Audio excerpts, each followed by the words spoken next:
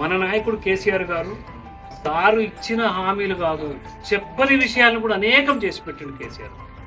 అంతెందుకమ్మా, ఇప్పుడు పెద్ద ఆయన అన్నాడు వెంకటేశ్వర గారు, అసలు ఇది ఏ రోజు మున్సిపాలిటీ అవుతుందని చెప్పి అనుకోలేదు, ఇది కూడా మున్సిపాలిటీ అయింది. కేసీఆర్ గారు కానీ మెచ్చా నాగేశ్వరరావు గారు. మనకు ఒక అదృష్టం ఏమిటంటే మెచ్చా నాగేశ్వరరావు గారు పరుష పదవ్యాలం ఒక్కరిని కనీసం అని అరే అని కూడా అనేటోడు కాదు. చక్కటి మనిషి, ఏ రకమైన మచ్చ లేకుండా, మరి అందుకే వచ్చిన ఇంటి పేరు మెచ్చా నాగేశ్వరరావు గారు.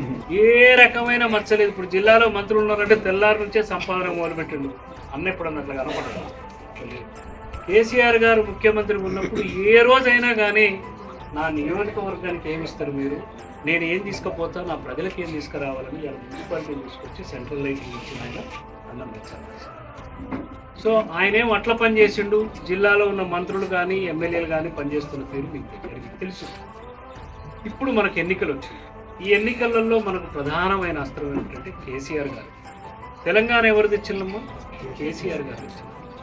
కాబట్టి మనం కేసీఆర్ గారిని చూపిస్తూ అన్న నాయకత్వంలో మనం ఎన్నికలు కారు గుర్తుకు ఓటేద్దాం, తెలంగాణను గెలిపిద్దాం.